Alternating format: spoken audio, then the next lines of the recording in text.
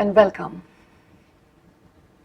आज सच्चे भारतीय होने के मुताबिक हम भारत के बारे में बात करेंगे। इंडिया, मदरलैंड कंट्री, भारत माँ। पूरे विश्व में यही एक ऐसा देश है जहाँ डिफरेंट कास्ट, क्रीड्स, कल्चर वाले अनेक लोग एक होके रहते हैं। हमारी संस्कृति, वीरता, साहस सभी परिस्थितियों में आगे रही है।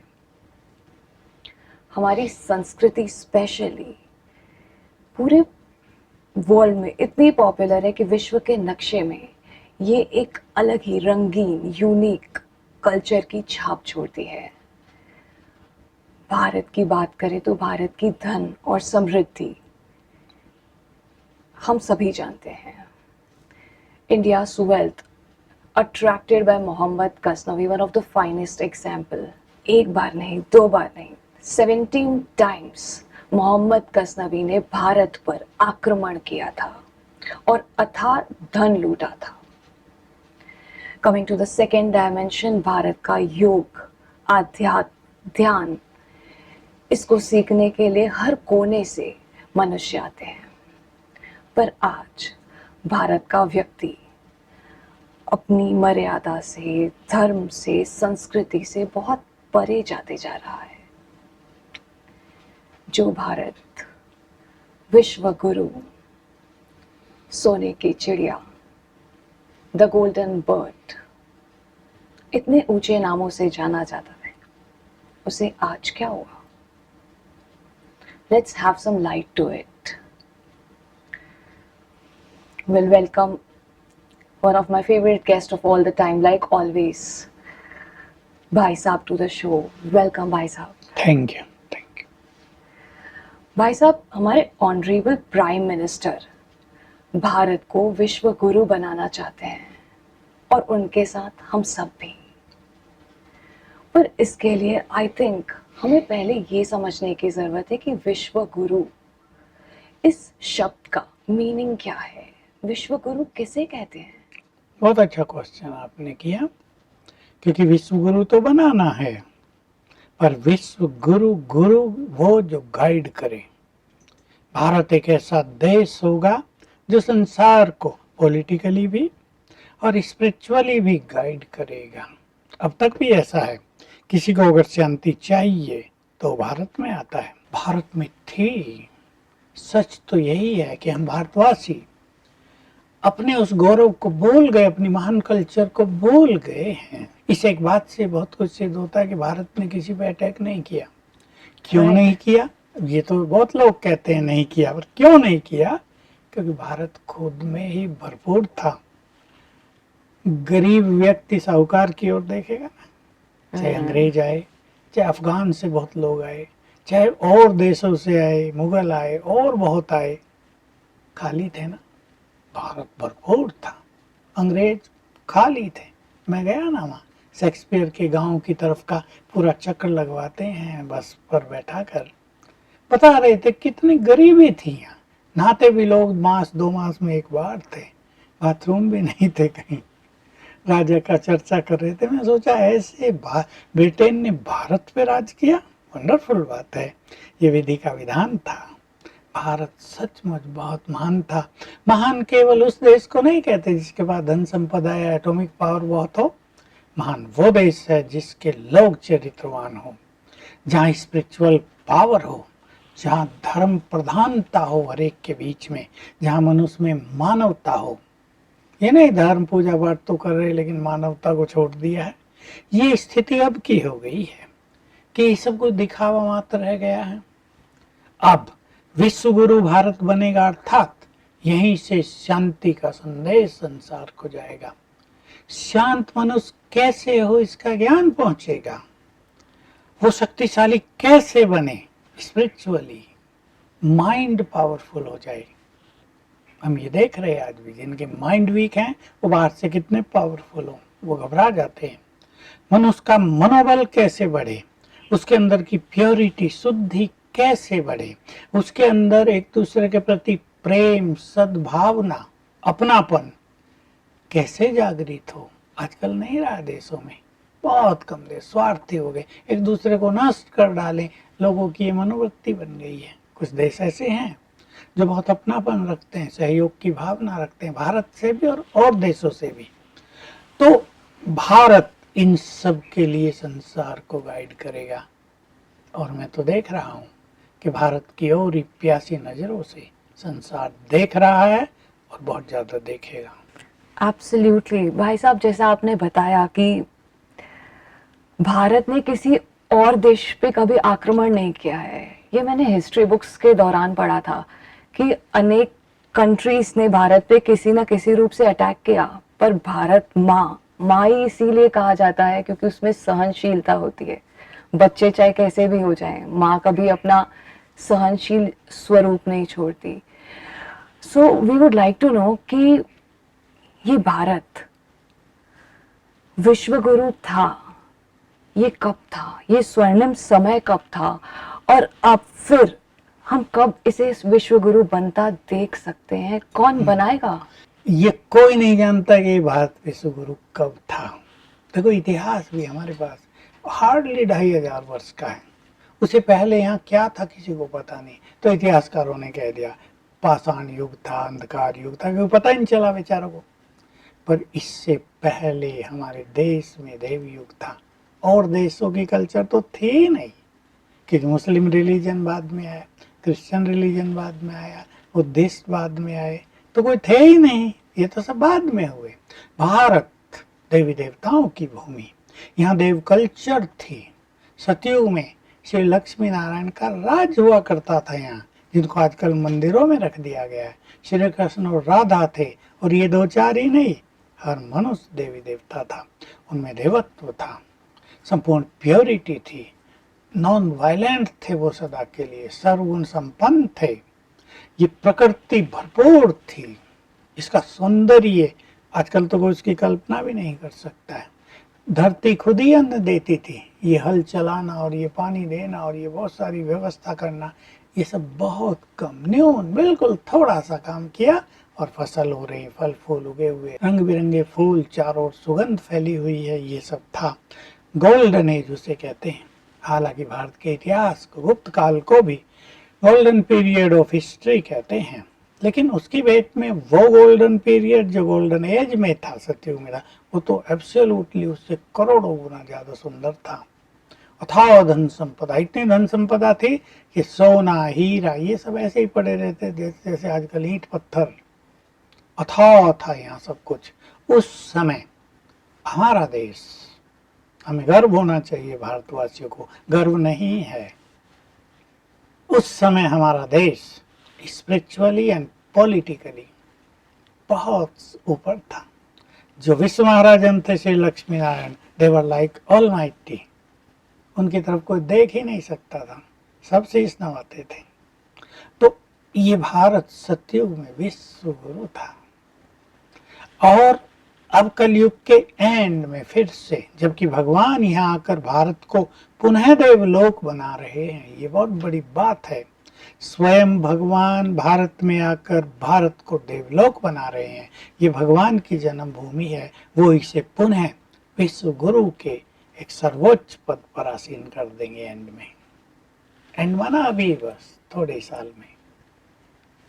तो दैट मीन्स जो गोल्डन एज की आप बात कर रहे हैं वो हम बहुत जल्द ही देखेंगे, पर इसमें हम सब कैसे कंट्रीब्यूट कर सकते हैं? हमें भी अगर इसका पार्ट बनना हो, जिस विश्व गुरु की आज भारत में ऑनरेबल प्राइम मिनिस्टर चर्चा कर रहे हैं, और द गोल्डन एज सतयुग को तो हम सब पढ़े हैं, पर अभी हमको भी इसमें कंट्रीब्यूट या पार्टिसिपेट करना है इस स्वर्णिम समय को पास लाने के लिए। बिल्कुल, तो ये समय तभी पास आएगा, आ रहा है वो समय, जब जैसे तूफान आते हैं ना अरब सागर में, बंगाल खाड़ी में, भाई आ रहा है, इतने मिनट में पहुंच जाएगा, इतने घंटे में पहुंच जाएगा, उसकी स्पीड इतनी है। ये golden period of this world history is also arriving soon, लेकिन उसके लिए हमें कुछ करना होगा, जिसको उस दुनिया का पार्ट बनना, हिस्सा बनना हो, या सिंपल भाषा में कहूँ जो उस दुनिया में जाना चाहता हो, जिसे मुस्लिम लोग बहिश्त कहते हैं, क्रिश्चियन लोग पैराडाइज कहते हैं, वो सबके लिए ओपन है, ओपन टू ऑल। हिंदू लोग स्वर्ग और वैकुंठ और भिन्न भिन्न नाम देते हैं उसे। उन्हें अपने अंदर छुपे हुए देवत्व को जागृत करना होगा। जो मनुष्य के अंदर प्योरिटी है, उसके अंदर समाई हुई है, अपने लाइफ को प्योर बनाना होगा। परमात्मा से जुड़ना होगा जो ऑलमाइटी है, गॉड फादर है, क्योंकि वो स्वर्णिम युग उसका इनहेरिटेंस है, वो उसका क्रिएटर है। तो उस युग का अधिकारी वो उसे ही बनाएगा जो उसके बच्चे बनेंगे। हम उसके बच्चे हैं, पर हमने उससे अपना कनेक्शन तोड़ा हुआ है। देखो, बहुत लोग उसे गॉड फादर कहते हैं। भारत में, हिंदुस्तान में तो परम पिता परमात्मा, तुम माता पिता हो, ये वेल नोन चीजें हैं। मुस्लिम्स में भी उसको मालिक, हम खुदा के बंदे हैं, भिन्न भिन्न शब्दों में कोई कुछ मानता है।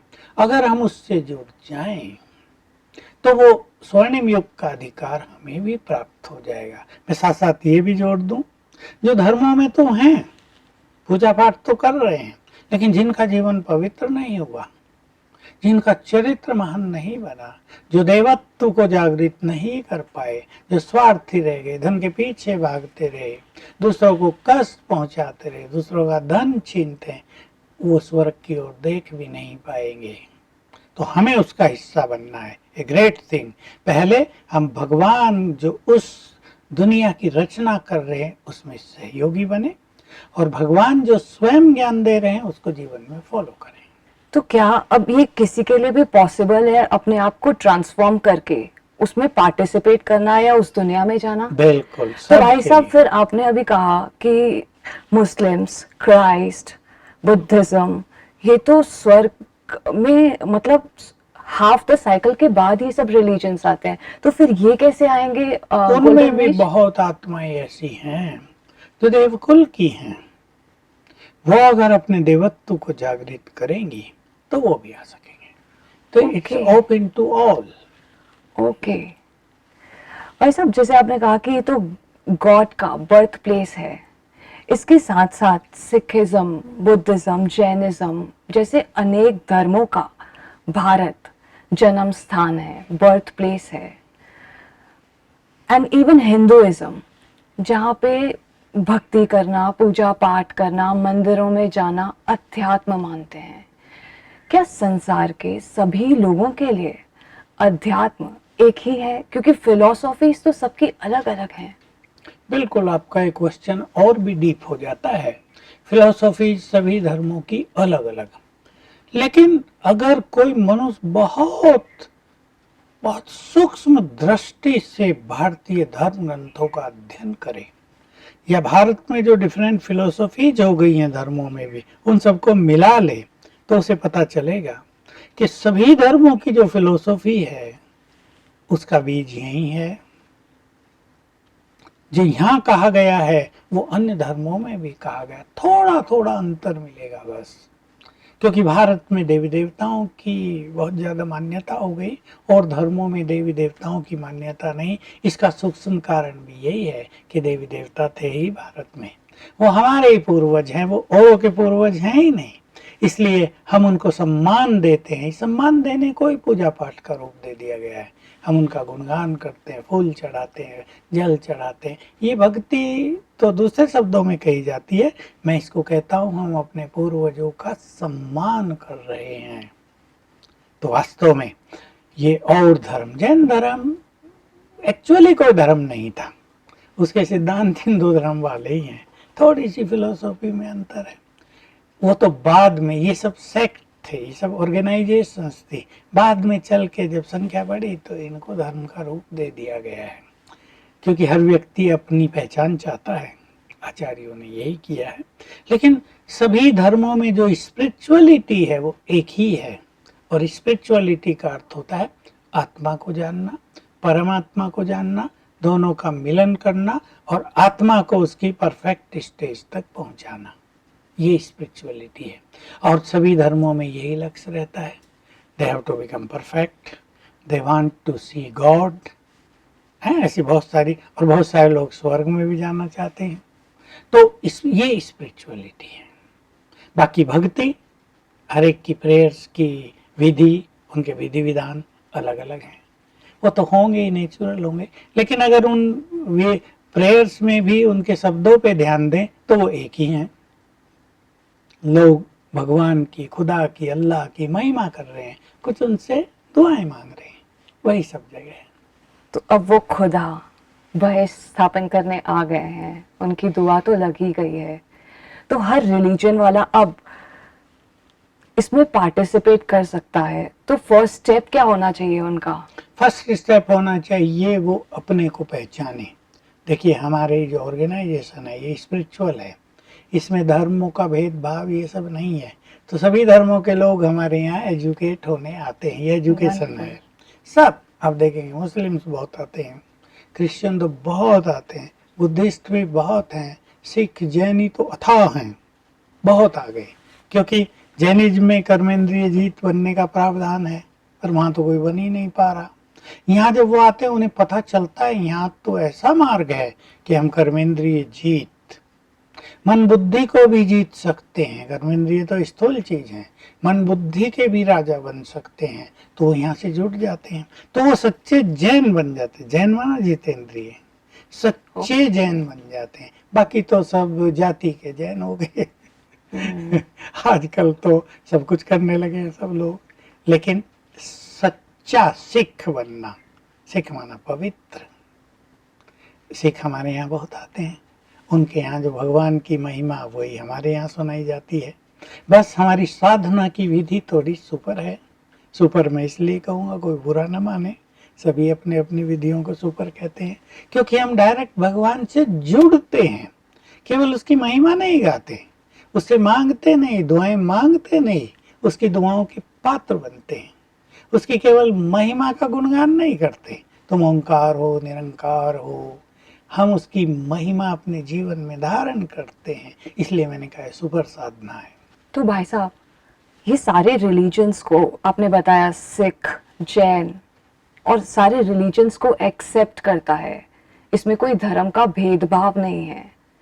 तो हर कोई अपने रिलीजन के साथ साथ भी इसको प्रैक्टिस कर सकता है। हमारा ये एक विजन है, मान्यता है, हमारी ये प्रैक्टिस है कि सभी धर्मों की आत्माएं आत्माएं हैं, शरीर अलग अलग। अब की ने दाढ़ी रखी है, कोई किस तरह की टोपी पहन रहा है, कोई किस तरह की पगड़ी पहन रहा है, किसी ने किस तरह की माला धारण की हुई है, लेकिन सब आत्माएं हैं। मूल रूप से उनमें ये भेद नहीं है कि ये हिंदू है, क्रिश्चियन है, ये सिख है, ये बुद्धिस्ट है, ये नहीं। ऑल आर सोल्स, और सभी भगवान के बच्चे हैं। हमें उससे जुड़ना है, उससे अधिकार प्राप्त करना है। तो जब सभी उसके बच्चे हैं तो यहाँ आने का अधिकार भी सबको है, खुला, और सभी लोग आते हैं। मैंने कहा ऐसे ऐसे लोग भी आते हैं जो धर्मों की बात ही नहीं सुनते, वो यहाँ के खुश हो जाते हैं कि असली चीज यहाँ है। ऐसे ऐसे लोग भी होते हैं जो नास्तिक होते हैं पूरे, यहाँ के प्रसन्न हो जाते हैं। हम उनसे पूछते हैं नास्तिक क्यों बन गए भाई? ये नास्तिक इसलिए बन गए थे कोई ज्ञान ही नहीं दे रहा था। आपके यहाँ स्पष्ट ज्ञान दिया जा रहा है, हम इसे स्वीकार करते हैं। हमारे यहाँ कम्युनिस्ट भी बहुत लोग आते हैं। तो ये सबके लिए ओपन है, सबके लिए। और हम तो ये चाहते हैं कि ये सारा संसार एक परिवार बन जाए, और परिवार ये तभी बनेगा जब सबकी आत्मिक दृष्टि हो जाएगी। ये हिंदू, ये मुसलमान, ये सिख, ये ईसाई, ये नहीं, सभी आत्माएं हैं और भगवान के बच्चे हैं, खुदा के बंदे हैं। ये दृष्टि जब सबकी हो जाएगी तो ये भेदभाव, ये ईर्षा द्वेष, ये हिंसा, लड़ाई झगड़ा, मैं बड़ा तू बड़ा, ये जो चलता है ना धर्मों में, मेरी फिलोसफी सत्य तुम्हारी फिलोसफी झूठी, यानी धर्मों में भी भेदों के बीच में चलता है। एक धर्म में भी कई फिलोसफीज हो गई हैं, वो सब भेदभाव खत्म हो जाएगा। सब अपने परम पिता से जुड़ेंगे और परम सुख प्राप्त करेंगे। धर्म मनुष्य को सुख देता है, रिलीजन इज माइट, धर्म मनुष्य को शक्ति देता है, लेकिन तब जब धर्म के साथ स्पिरिचुअलिटी जुड़ी हो। नहीं तो धर्म बदनाम भी कराता है, जैसे हो रहे हैं बहुत लोग। इसका कारण ये है कि स्पिरिचुअलिटी नहीं रही है वहां, धर्म के साथ स्पिरिचुअलिटी जोड़ेंगे तो आपस में बहुत प्रेम भाव बढ़ जाएगा। दिस इज फैंटास्टिक भाई साहब, आपने जैसे बताया धर्म के साथ स्पिरिचुअलिटी, क्योंकि सिर्फ धर्म की बात करते हैं तो भेदभाव और कंपैरिजन, कंपटीशन, आई थिंक ये सब तो पॉजिटिव फीलिंग्स है ही नहीं किसी भी इंसान को धारण करने के लिए। बिल्कुल। तो जब गुण की बात करें तो वो स्पिरिचुअलिटी से आती है। गुण, प्योरिटी, शक्तियां तीनों ही स्पिरिचुअलिटी की देन है। देखिए, गुण तो मनुष्य के अंदर हैं। एक व्यक्ति समय पर बहुत नम्रचित्त है, एक व्यक्ति किसी विशेष समय पर बहुत निरहंकारी है, लेकिन किसी विशेष समय पर वो इगोइस्टिक हो जाता है। एक व्यक्ति बहुत स्वीट बोलता है, लेकिन किसी समय पे वो कड़क हो जाता है। एक व्यक्ति में सहनशीलता बहुत है, लेकिन कुछ बातों को वो सहन नहीं कर पाता। क्वालिटी सबके अंदर है। अगर हम 20 क्वालिटीज की लिस्ट बनाएं तो दिखाई देगा कि वो सबके अंदर हैं, लेकिन अलग अलग परसेंटेज में। जब हम राजयोग का अभ्यास करते हैं तो उससे परसेंटेज बढ़ जाती है। अगर सहनशीलता 50% थी वो 100 हो जाएगी, नम्रता 30% थी वो 80% पहुंच जाएगी। तो सद्गुणों का विकास हो जाएगा राजयोग के अभ्यास के द्वारा, यानी स्पिरिचुअलिटी के द्वारा। जैसे आपने बताया कि राजयोग से परसेंटेज इंक्रीज होती है हर वर्च्यूज की। अब फिजिकल वेट की बात करें तो इसको तो नाप के देख सकते हैं कि हमारा वेट कितना है, बॉडी वेट कितना है, पर सोल की बात करें तो हर फीलिंग, चाहे लव, प्योरिटी, पीस, इन सबको तो हम कहीं माप ही नहीं सकते हैं। बिल्कुल, इनको हम नाप सकते हैं। हर व्यक्ति अपने परिवार में रहता है। मान लो किसी परिवार में जो बड़ा है, फादर है, वो गुस्सा ज्यादा करता है। जब वो बोलता है तो लोगों को अच्छा नहीं लगता, लेकिन अब उसने स्पिरिचुअलिटी धारण की, उसका गुस्सा शांत हो गया। पहले 50% शांत हुआ, फिर 80% हुआ, फिर 100% हुआ। दिखाई देगा ना। एब्सोल्युटली। उसके परिवार वाले नाप देंगे, भाई Right. पिताजी तो आप शांत हो गए, गुस्सा समाप्त हो गए। हमारे यहाँ हुआ है ये। बहुत सारे क्रोध करने वाले लोग आए और बहुत जल्दी 2-3 मास में ही क्रोध से मुक्त हो गए। तो सारे परिवार वालों को आनंद छा गया और वो कहते हैं रोज जाया करो वहां। अगर वो कभी देर कर दें तो कहा पापा जा नहीं रहे आज। तो ये स्पिरिचुअलिटी ऐसी चीज है। कोई व्यक्ति विनम्र हो जाएगा, कोई व्यक्ति अच्छे बोल बोलने लगेगा तो सबको दिखाई देगा। सब उसके पैमाने हैं, मापदंड हैं। तो स्पिरिचुअलिटी नेगेटिव फीलिंग्स को भी क्लियर कर देता है। बिल्कुल, सारी नेगेटिव पॉजिटिविटी में बदल जाएगी। अब मैं अपने आप में वर्च्यूज तो इम्प्लीमेंट कर लूँ, लाइक पीस, प्योरिटी, लव, ये सब तो मैं धारण कर लूँ, पर जब अब वर्क लाइफ की बात करें, बिजनेस की बात करें, घर की बात करें, एक अच्छे रिश्ते घर में, क्या ये सब भी बदल जाता है मेरे बदलने से? बिल्कुल, जब गुण बदलेंगे तो ये बदलेंगे ही। मेरे न बदलने से ही तो झगड़े हैं। रिश्तों में क्रोध, ईगो, आई एम राइट, मैं ज्यादा कमाती हूँ तुम कम कमाता है, ये बहुत सारी जो बातें आजकल चल रही है, ये बड़ी कॉमन बात हो गई है। मैं ज्यादा कमाता हूँ तुम कम कमाती हो। पत्नी अगर ज्यादा कमा रही तो ईगो आसमान छूने लगता है और पति को टॉन्ट करने लगती है, तुम क्या कमाते है, मैं तुमसे डबल कमाते। झगड़े शुरू, तो विघटन होते हैं। तो स्पिरिचुअलिटी हमें ये बैलेंस सिखा देती है। ठीक है, तुम ज्यादा कमा रही हो, ओके, वेलकम, बहुत अच्छा, वी अप्रिशिएट यू, लेकिन इसका अर्थ ये थोड़ा है कि इगोइस्टिक हो जाए। स्पिरिचुअलिटी बैलेंस ले आता है तो हार्मनी हो जाती है। वंडरफुल। तो ऑलराउंड डायमेंशन से हम सेट हो सकते हैं स्पिरिचुअली फिट होके। तो जैसे कि आपने फर्स्ट स्टेप बताया, लास्ट 1 टिप्स, हर एक को अगर कनेक्ट होना हो उस परमपिता परमात्मा से, तो शुरुआत कहाँ से करेगा? बस हमारे यहाँ ज्ञान दिया जाता है, सोल कॉन्शियसनेस सिखाई जाती है, उसको अटेंड कर लें, आपको प्राइमरी लाइट मिल जाएगी और आप अपने परम पिता से कनेक्ट हो जाएंगे, क्योंकि वो तो आपका है ही। वो तो इंतजार कर रहा है कब मेरे बच्चे मेरे से कनेक्ट हों, हम ही देर कर रहे हैं। थोड़ा सा ज्ञान लेंगे, लाइट मिलेगी और कनेक्ट हो जाएंगे। So we look forward for this connection. Thank you, Bhai Sahab. So, lesson for the day. Christians, Islamism, Judaism, Buddhism, Sikhism, Hinduism, सारे religions को accept करने वाला ये यूनिक मेडिटेशन है जहाँ पे कोई भेदभाव नहीं। आज हमें ये भी पता चला कि धर्म से भेदभाव, competition, comparison and lot many negative feelings develop हो जाती हैं, और उसको इरेज करने के लिए स्पिरिचुअलिटी, चाहे कोई किसी भी धर्म का हो, पर जब तक अपनी थ्योरीज प्रैक्टिकल में इम्प्लीमेंट ना करे तो वो अपने रिलीजन में एक्सेल कैसे कर सकता है। सो लाइक भाई साहब said, it is important for us कि थ्योरी को प्रैक्टिकल में लाएं, उसके बाद ही हर क्वालिटी की परसेंटेज, चाहे वो प्यार की हो, शांति की हो, सुख की हो, आनंद की हो, हर क्वालिटी की परसेंटेज 10 से 50, 50 से 80 बढ़ने लगेगी। और ये सिर्फ हमारे लिए नहीं, सोसाइटी के लिए, हमारी कंट्री के लिए, पूरे वर्ल्ड के लिए हार्मोनियस प्रूफ हो जाएगा, क्योंकि हम ही सेल्फ चेंज से वर्ल्ड में चेंज लाते हैं। Well, with that note, signing off. Thank you.